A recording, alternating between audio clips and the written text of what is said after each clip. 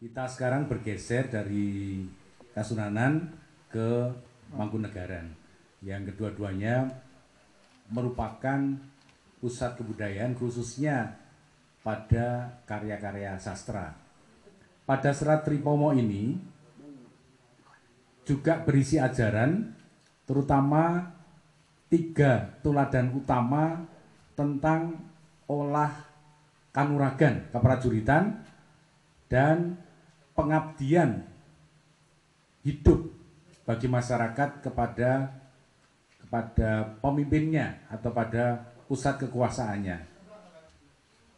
Pada umumnya memang baik Tripomo maupun serat-serat lain dari Mangkunegaran itu memang terkait dengan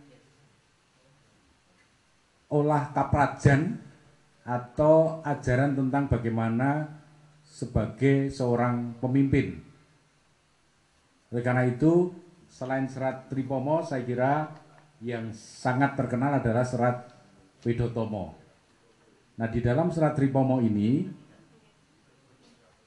Sri Mangkunegara keempat menunjukkan bagaimana etika seorang prajurit.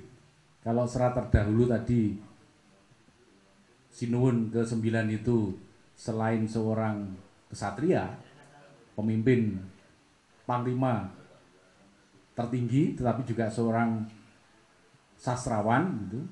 Tapi di sini Sri Mangkunegara keempat memberikan suri toladan yang diberikan kepada Pepatih Dalem. Dalam ini adalah Patih Suwondo.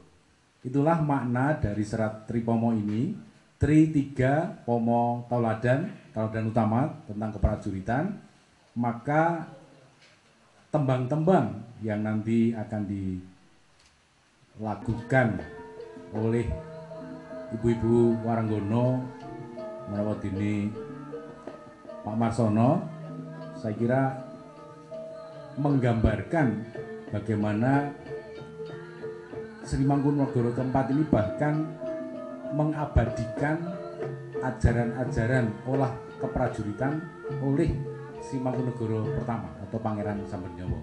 Itulah jati diri atau isi utama di dalam serat Tripomo. Ngaten mawon. Yogyaniro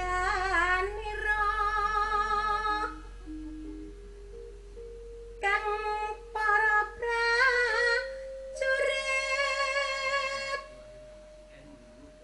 lamun bisa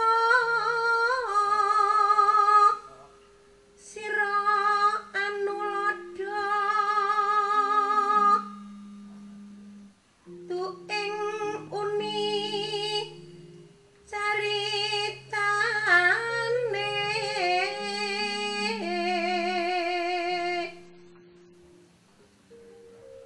andali rasang Prabu sasra bau ing maes pati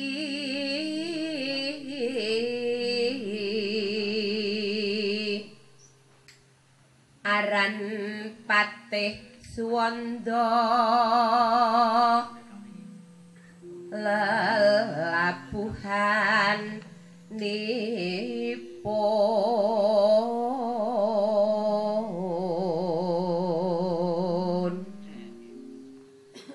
kang kinelung triprakara guna kaya purune kang den antepi nuhoni trahu tama lire lelabuhan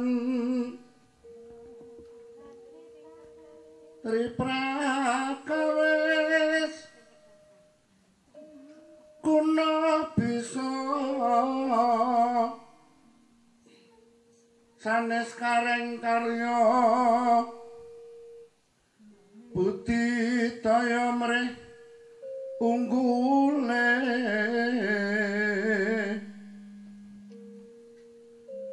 kaya sayektinipun topan toprang magoda negeri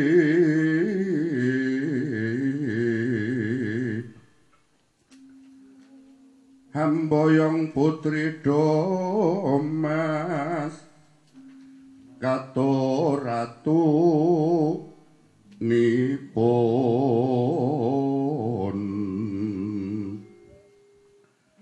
purune sampun tetela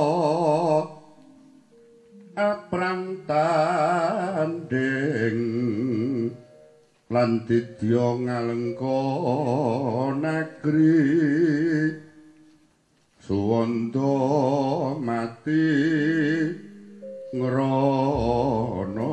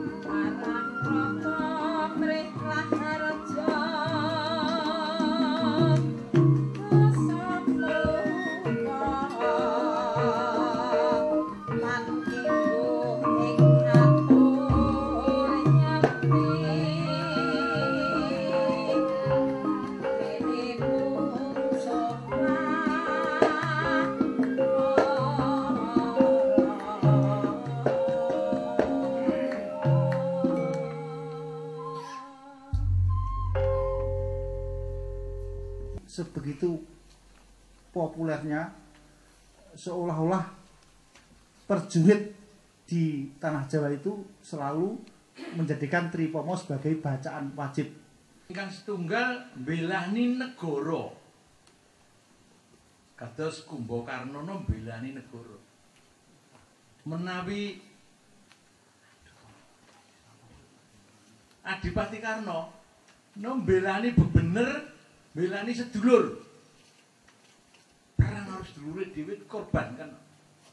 Lah menawi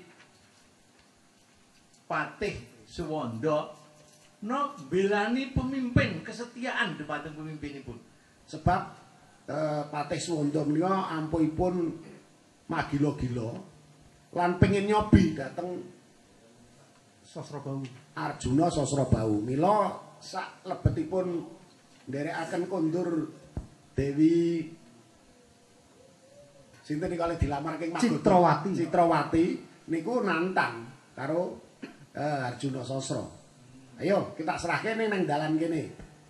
Rak pun tanggap Arjuna Sosra, oh iki Pak bocah iki ngajak tarung karo aku. Sareh ning sampun kawon Sumantri lajeng nyaosaken pusakanipun ingkang pun asta wit lair nggih menika senjata cakra. Ning menawi dipun sanggit-sanggit ngendikanipun Mbah Nartasabda menika janipun Bambang Semantri menika nggih wonten raos kalian Citrawati semanten ugi sak walikipun.